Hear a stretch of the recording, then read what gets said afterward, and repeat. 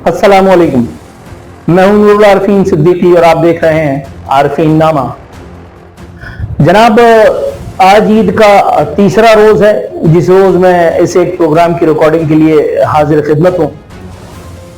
आप ईद के चौथे रोज ये प्रोग्राम देखेंगे और वजह इसकी सिर्फ ये है कि अगले रोज यानी जिस रोज आप इस प्रोग्राम को मुलाहिजा फरमा रहे होंगे, पाकिस्तान में बजट पेश किया जा रहा होगा और बसिलसिले अपनी नौकरी के ज़ाहिर है कि हमें भी कुछ जगहों पे अपनी मौजूदगी को यकीनी बनाना पड़ता है। आज सुबह 12 बजे से रात 12 बजे तक हम पाबंद हैं एक लाइव ट्रांसमिशन के सिलसिले में जो बजट के सिलसिले में मुनक्किद की जा रही है। जाहिर है कि बजट एक इम्पॉर्टेंट हैपनिंग है, तो इसलिए मैंने सोचा कि एक रोज पहले ये वीडियो बना करके और आपको बोर करूं। उम्मीद है आपकी ईद बखैर आफियत गुजरी होगी, आपने अपनी अपनी कुर्बानियों से अल्हम्दुलिल्लाह लुत्फ भी उठाया होगा, फैज़याब भी हुए होंगे आप। अल्लाह ताला ने आपको इतनी तौफीक भी दी होगी कि आप दीगर मुसलमान भाइयों बहनों के काम आए, उनके जो है वो लज़्ज़त काम दहन का बंदोबस्त भी करें और इस ईद में आपके कुलूब को बरमाया भी होगा। उमूमी तौर पे ईद का दिन इन सब बातों के लिए नहीं होता, लेकिन मेरा अपना ख्याल ये जाती मेरा मानना ही आई मे बी कंप्लीटली रॉन्ग कि ऐसा कोई भी व्लॉग या प्रोग्राम करना उसका कोई मकसद नहीं है जिसमें कोई मकसदियत ना हो, जिसमें कोई अफादियत का पहलू ना निकलता हो। आज अपने बच्चों के साथ मैं एक सिलसिले में निकला अपनी फैमिली के साथ। तो कब्रिस्तान रास्ते में पड़ता है, मैं कब्रिस्तान में गाड़ी रोकी और वहां पे मैंने बच्चों से कहा, मैंने कहा बेटा आप लोग यहाँ रुके, मैं जरा फातिहा पढ़ के आता हूँ। मकसद हाजिरी देना है, फातिहा क्या पढ़ना होता है। तो मैं अपने वालिद साहब की कब्र पे चला गया। वालिद साहब की कब्र पे हाजिरी दे करके और अलग सलग के बाद तकरीबन 15 मिनट बाद मैं वापस आया बाहर। बच्चों को मैंने गाड़ी से बाहर निकाला, एसी ऑफ किया और मैंने कहा बाहर आ जाओ।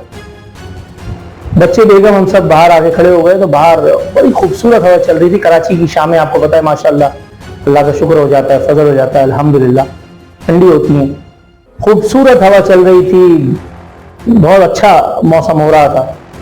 सामने हमारे कबूतरों की टोलियां दाना दुमका चुनने में लगी हुई थी। मैंने अपने बच्चों को दिखाया, मैंने कहा देखो बेटा, जिंदगी का एक पहलू ये है जहाँ इंसान अपने पेट को भरने के लिए अपनी दाने दुमके की तलाश में दिन भर खज्जल होता है, और जिंदगी का दूसरा पहलू मेरे बिल्कुल पीछे ये जो कब्रिस्तान है। मैंने कहा जाओ जरा इस दीवार के पास खड़े होकर के देखो। दीवार के पास खड़े होकर के बच्चों ने जब अंदर झांका तो मैंने पूछा क्या नजर आया। कह रहे हैं सन्नाटा। मैंने कहा सुनाई क्या दे रहा है? जवाब निदारत। मैंने कहा सुनाई भी सन्नाटा और तनाई ही देती है। बच्चे अगरचे छोटे हैं मगर मैंने मौका देख करके चोट मारी। मैंने कहा बेटा देखो ये दोनों मुख्तलिफ दुनिया है।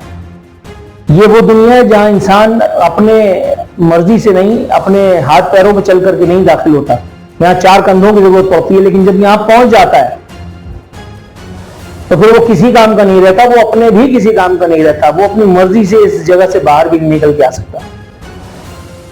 और ये जो दुनिया है जिसको हम देख रहे हैं, जहां मैं और तुम खड़े सांस ले रहे हैं, जहां ये कबूतर अपने दाना दुमके को चूरने में मगन है, शाम का सूरज ढलने की जल्दी में है। मैंने कहा इन दोनों दुनियाओं में बैलेंस आपको बरकरार रखना है।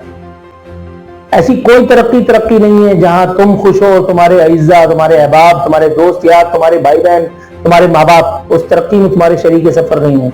ऐसा कोई कहका आर्जी है, मसनूई है, जाली है, जिसमें तुम्हारे साथ तुम्हारा कोई दोस्त, तुम्हारा कोई हमदर्द, तुम्हारा कोई भाई बहन शरीक नहीं है। मैंने बताया उन्हें, मैंने कहा इस दुनिया में ये जो अंदर एक आबाद है दुनिया, जहां सिर्फ सन्नाटे का राज है, जहां रात के वक्त गुजरते हुए भी खौफ आता है। मैंने बताया, मैंने कहा बेटा यहाँ चार्टर्ड अकाउंटेंट्स भी होंगे, यहाँ लॉयर्स भी होंगे, यहाँ शायद कोई वजीर भी होगा, यहाँ एमएनए और एमपीएस की भरमार और बहुतायत भी रही होगी, लेकिन आज वो अपने भी किसी काम की नहीं है, उनकी हड्डियां भी गलसा हो गई। मैंने कहा ये बात आपने उस वक्त याद रखनी है जब अल्लाह ताला आपका हाथ पकड़ ले। गुर्बत में तो इंसान जो है वो शरीफ होता ही है। بات اصل میں تب ہے کہ جب اللہ تعالیٰ آپ کو زندگی کی ریس میں کامیاب کر دے، آپ زندگی کی ریس میں اوپر جا رہے ہیں اور نیچے جو آپ کا بھائی ہے، آپ اسے ہاتھ میں ہاتھ لے کر کے آپ اس کو اوپر اٹھائیں، آپ اس کو سہارا دیں، آپ اس کو کندھا دیں۔ میں نے ان کو بتایا، میں نے کہا بیٹا تمہیں یاد ہے تمہارے باپ کی چھوٹی موٹی جو بھی ترقی ہوئی ہے تمہارے سامنے، تم نے دیکھا ہے نا، میں نے کبھی نام، نسب، مذہب، فرقہ، مسلک یہ سب نہیں دیکھا۔ جب کبھی کسی نے آواز دی، اللہ کے کسی بندے نے مجھے آواز دی، میں نے صرف اللہ کے نام پر اس کے ساتھ جو ہے وہ جانے میں عافیت جانی۔ میں نے کہا یاد کرو پچھلا جو عرصہ گزرا ہے کون تھا؟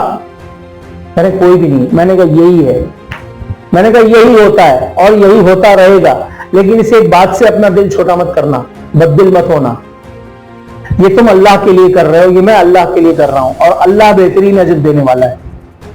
بہت سارے لوگوں کے کمنٹس آئے، ایک خاتون کا کمنٹ آیا، اب میں نے اس کا پروفائل کھول کر کے دیکھا تو وہ بیچاری، آپ سمجھ سکتے ہیں وہ کس قوم سے تعلق رکھتی ہوگی۔ وہ مجھے میری نوکری پہ تبرہ کر رہی ہے کہ فلانا اور ڈھمکانا اور 2.5 سال تم لوگ کہاں تھے زندگی کی اس کشاکش میں؟ تم میں سے کتنے لوگوں نے یہ سوچا کہ میں اپنے بچوں کی فیسیں کیسے بھر رہا ہوں؟ تم میں سے کتنے لوگوں نے یہ سوچا کہ میں اپنی ماں کی بیمار ماں کی دوائیں کہاں سے لاتا ہوں؟ کسی کو کسی سے کوئی فرق، کوئی لینا دینا نہیں۔ یہاں جب ڈوب رہا ہوتا ہے تو اس کو کھڑے ہو کر کے اور اس کا نظارہ، اس کی بے بسی کا کرنا، یہ لوگ اپنا نصب العین، اپنا شعار جانتے ہیں۔ لیکن جب کوئی زندگی گاڑی میں بیٹھ کر کے اور چھلانگیں لگا رہا ہو، قلاچے بھر رہا ہو اور اللہ تعالیٰ اس کی مدد بھی فرما رہا ہو تو لوگوں کو تکلیف ہونے لگتی ہے۔ اس لڑکی کی جس نے مجھے میسج کیا، اس کی عمر ہوگی میرا خیال ہے شاید 20-30 سے کم ہی تھی، اور جن الفاظ کا اس نے استعمال کیا تھا، میں اس کی خاندانی، اس کے شجرے، اس کے نسب کا تعین کر رہا تھا، اور میں سوچ رہا تھا کتنے نیچ خون کی پیداوار ہوگی یہ عورت، یہ لڑکی۔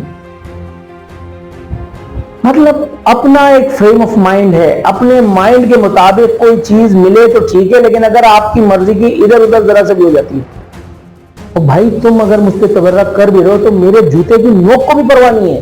میں جب عارفین نامہ، خالی عارفین نامہ ہی میں کر رہا تھا، جب اسی کے عارفین نامے کے 20-25 ہزار روپے محض میرا مقدر تھے، میں نے تب بھی یہ باتیں کی کہ بھائی 1 لاکھ سے زیادہ یہ جو سبسکرائبرز ہیں، یہ اچانک آل آف اے سڈن مجھے چھوڑ کر کے اور چلے جائیں تو بھی مجھے کوئی فرق نہیں پڑتا، کیونکہ میں نے کبھی کسی کے دروازے پہ دستک دے کے یہ نہیں کہا کہ کیا وہ بجاؤ، کیا وہ ہوتا ہے یار، گھنٹی بجاؤ اور فلانا کرو اور سبسکرائب کرو اور سالوں کی یار نہیں کرو بھائی۔ میں نے وہ کیا جو مجھے کرنا تھا اور اللہ رب العزت نے مجھے نوازا۔ مطلب کیا لوگ ہو، کیا لوگ ہو، کسی کو جانے بغیر، کسی کو سمجھے بغیر، کسی کے معاملات کو ایویلویٹ کیے بغیر زندگی کے معاملات میں وہ کیسا ہے، لوگوں کے ساتھ اس کے معاملات کیسے ہیں، بس آپ نے تبرہ کرنا ہے۔ صرف کچھ ایک اشارے کے اوپر آپ نے کسی کے اوپر بھی بھونکنا ہے، اللہ اکبر، اللہ اکبر، کیا کہا جائے۔ بس ایک ویو ہے سوشل میڈیا کی، جس کو چاہے گالی بک دو، جس کو چاہے برا کہہ دو، جس کے چاہے پیچھے پہنچ جاؤ، جس کی چاہے قبر کھود دو، پتہ نہ اگر اس کے کہ اس سے کبھی تمہارا سامنا بھی ہوا ہے یا نہیں۔ کون سی شرافت ہے، کون سا اصول اس بات کی اجازت دیتا ہے؟ مجھے اس بات کی سمجھ آج تک نہیں آئی، اور مجھے اس سے کوئی فرق بھی نہیں پڑتا۔ کتنے ہیں جو اللہ کا شکر ہے ثم الحمدللہ مجھے آج بھی دیکھ کر کے کھڑے ہو جاتے ہیں، کتنے اس وقت بھی تھے اللہ کا شکر ہے ثم الحمدللہ جب زندگی میں میں اسٹرگل کر رہا تھا، اب سے تھوڑے دنوں پہلے ہی 2.5 سال تک، اللہ کا شکر ہے اس وقت بھی جب کہیں میری گاڑی پہنچی یا میں پہنچا، ثم الحمدللہ اللہ نے بڑی عزت دلوائی، اللہ کا احسان ہے۔ اب نہیں ایک کلائنٹ کہہ دیجئے تو میرا خیال مناسب ہوگا، ان کے ایک ایونٹ میں پہنچا ہوں تو اللہ کا شکر ہے ثم الحمدللہ جس طرح سے میرا استقبال ہوا، ایک لمحے کے لیے تو مجھے گمان ہوا، کہا یار یہ میرے ساتھ ہو رہا ہے، اور اللہ جانتا ہے کہ میں ناقابل بیان مسرت میں مبتلا ہو گیا۔ باقاعدہ ایک فل فلیش آفیسر پولیس فورس کا، اور میں نے اس کے پاس جا کر کے گاڑی روکی اور میں نے کہا شیشہ نیچے کر دیا، بھائی صاحب یہاں گورنر صاحب نے آنا ہے اور مجھے یہ بتائیے کہ میری گاڑی کو یہاں کھڑے ہونے کی اجازت ہے یا میں دال فین ہو جاؤں؟ تو اس نے مجھے ایسے کر کے دیکھا اور کہا سر یہاں صرف آپ ہی کی گاڑی میں کھڑی ہونا ہے, آپ باہر آ جائیے.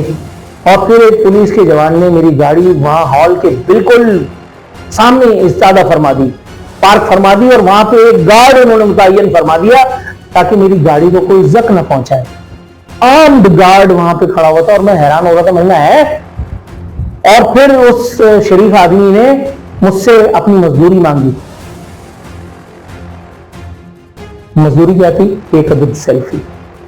یہ میرے اللہ کا کرم نہیں ہے تو کیا ہے؟ تمہاری گالیوں سے مجھے کیا فرق پڑتا ہے یار, دیتے رہو. اگر تمہیں اسی سے کوئی تمہاری حس کی تسکین ہوتی ہے تو ٹھیک ہے فبیہ, لیکن یہ سب کچھ کر کے تم کچھ کنٹریبیوٹ تو نہیں کر رہے ہو اس ایک ملک کی بہتری کے لیے, نہ اس سے تمہارے حالات میں بدلاوا جو ہے وہ آنے والا ہے. کل تم کسی کو گالی دیتے تھے, آج تم کسی کو گالی دے رہے ہو, اور کل تم کسی اور کو گالی دے رہے ہو. تمہیں اپنی کجیوں اپنی کنیوں کو چھپانے کے لیے کسی نہ کسی کاندھے کی ضرورت ہے. اس بار میرا کاندھا صحیح, okay, I am fine with it. جناب گفتگو تو آپ سے الحمدللہ بہت ہوئی, جو باتیں آپ سے کرنی تھی وہ بھی کر گیا. انشاءاللہ بشرط فرصت ایک آدھ دن میں دوبارہ ایک عدد ویلاگ کے ساتھ حاضر خدمت ہوں گا. پھر کسی موضوع پر کوشش کروں گا اس میں بھی معنویت کا پہلو جو ہے وہ ملحوظ خاطر رکھوں. اپنا بہت خیال رکھیے گا. فی امان اللہ.